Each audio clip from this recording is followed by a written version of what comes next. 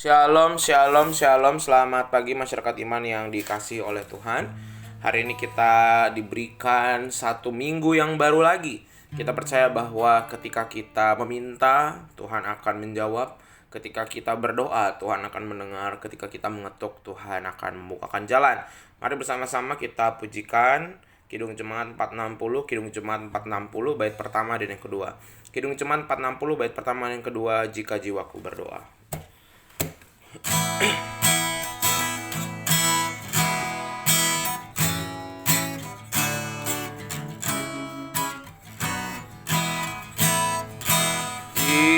Jika jiwaku berdoa kepadamu, Tuhanku, ajar aku terima saja pemberian tanganmu dan mengaku seperti Yesus di depan sengsaranya. Jangan kehendakku Bapa, kehendakmu jadilah.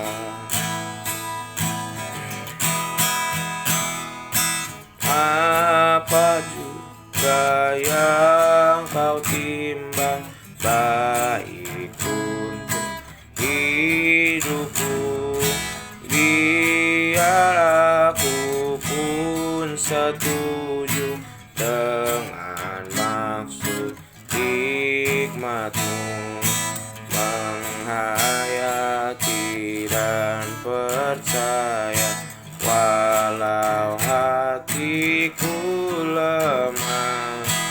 Jangan kehendakku Bapa, kehendakmu jadilah. Mari kita berdoa.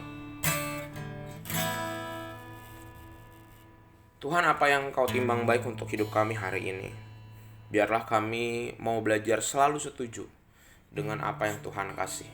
Dan biarlah hari ini hikmat-Mu yang akan memampukan kami untuk mengerti dan memahami melalui sabda-Mu, melalui pembacaan Alkitab hari ini. Terima kasih Tuhan, kami serahkan dalam nama-Mu kami berdoa. Amin. Bapak Ibu Saudara, bersama-sama kita buka dari 2 Tawarikh 33, 2 Tawarikh 33. 2 Tawarikh 33 ayat 1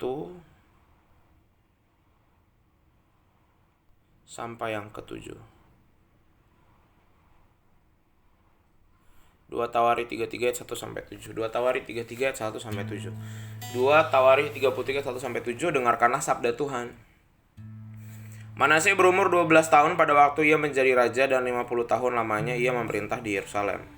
Ia melakukan apa yang jahat di mata Tuhan, sesuai dengan perbuatan keji bangsa-bangsa yang telah dihalaukan Tuhan dari depan orang Israel. Ia mendirikan kembali bukit-bukit pengorbanan yang telah dirobohkan oleh Hizkia ayahnya. Ia membangun mesbah-mesbah untuk para Baal dan membuat patung-patung Asyira dan sujud menyembah kepada segenap tentara langit dan beribadah kepadanya. Ia mendirikan mesbah-mesbah di rumah Tuhan, walaupun sehubungan dengan rumah itu, Tuhan telah berfirman, di Yerusalem namaku akan tinggal untuk selama-lamanya. Dan ia mendirikan juga mesbah-mesbah bagi segenap tentara langit di kedua pelataran rumah Tuhan. Bahkan ia mempersembahkan anak-anaknya sebagai korban dalam api di Lebak Ben Hinnom. Ia melakukan ramai, telaah, dan sihir, dan menghubungi para pemanggil arwah dan para pemanggil roh peramal. Ia melakukan banyak yang jahat di mata Tuhan, sehingga ia menimbulkan sakit hatinya. Ia menaruh juga patung berhala yang telah dibuatnya dalam rumah Allah, walaupun Allah telah berfirman kepadanya Daud dan kepada Salomo anaknya, dalam rumah ini dan di Yerusalem yang telah kupilih dari antara segala suku Israel, aku menaruh namaku untuk selama-lamanya. Bapak Ibu Saudara, saya dulu kecil tuh suka mikir ya. Saya tinggal di Jakarta, jadi kalau di Jakarta tuh orang kemana-mana biasa naik tol lah. Kalau pergi jauh-jauh, karena kebetulan saudara-saudara tuh macam-macam di mana-mana gitu ya. Ada yang di daerah Cibubur, ada yang di daerah Ciputat, ada yang di daerah Jakarta Barat, Cengkareng, macam-macam gitu. Nah, saya selalu penasaran konektor gitu ya. Ini kan orang kan masuknya beda-beda, keluarnya beda-beda. Itu model penghitungannya gimana gitu ya. Dan dulu itu belum seperti sekarang udah ada tap-tap gitu ya. Kalau dulu tuh kalau nggak salah tiap orang dikasih kartu tol apa ya, baru nanti di luar dia dikasih lagi, habis itu harganya sesuai dengan jaraknya. Jadi ada bisa jadi masuk barang keluarnya beda, atau bisa jadi masuk dari pintu tol beda, tujuannya sama keluarnya. Awal sama akhir beda. Nah ini juga yang terjadi dalam kehidupan Raja Manasye. Raja Manasye ini anak Hizkia, dia dibesarkan di keluarga yang baik-baik, dibesarkan dengan oleh seorang raja yang baik di mata Tuhan, orang yang memperjuangkan bait Allah dengan baik, yang menjaga kehidupan masyarakat dengan baik, tidak menyimpang. Tetapi justru apa yang terjadi, Manasye melakukan apa yang jahat di mata Tuhan. Dia besar, tumbuh di keadaan yang baik, tapi ketika dia jadi raja, kehidupannya berbalik, jauh dari Tuhan. Dia membangkitkan kembali penyembahan kepada berhala. Kemudian dia menjadi pemimpin yang tidak takut pada hukum Tuhan. Dia menyesatkan bangsanya sendiri dan melakukan segala yang buruk bagi bangsa dan bagi bait Allah. Tapi apa Tuhan diam aja? Enggak. Ya. Justru malah Tuhan menegur dengan keras. Dan Manasye ditundukkan oleh panglima Asyur. Dikalahkan. Betapa memalukannya. Raja dikalahkan, dan bukan hanya kalah, raja ini dibawa, ditawan di negerinya Asyur. Ini membuat Manasye merendahkan dirinya.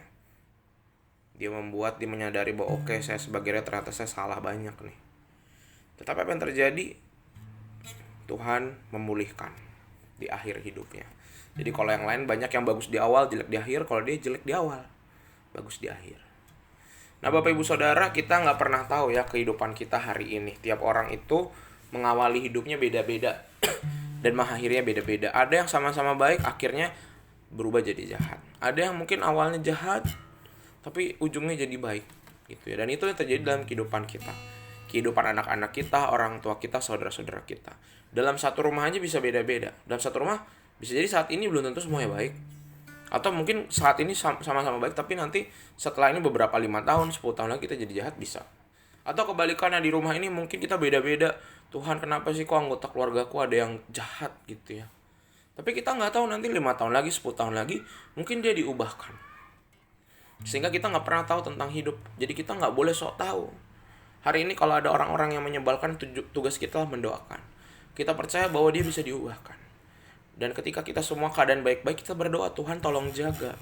Karena kita nggak tahu 5 tahun, 10 tahun lagi, anak saya masih seperti ini nggak, orang tua saya masih seperti ini nggak, saudara saya masih seperti ini nggak.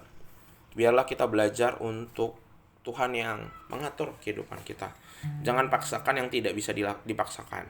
Belajar merelakan, belajar menerima. Dan tadi, belajar mempertahankan. Kalau udah baik dipertahanin, yang buruk dirubah. Supaya sekalipun kita awalnya beda-beda, tapi akhirnya tujuan kita sama. Sampai di akhir hidup kita baik di mata Tuhan. Dan gak cuma kita, tapi keluarga kita, orang-orang di sekitar kita, orang yang bekerja bersama kita, dan siapapun yang Tuhan titipkan dalam hidup kita. Semoga hari ini ada banyak hal baik bisa dilakukan oleh kita, dan orang-orang di sekitar kita juga jadi baik. Tuhan mampukan kita.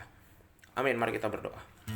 Tuhan, terima kasih hari ini firman-Mu mengingatkan kami betapa setiap orang jalan hidupnya beda-beda.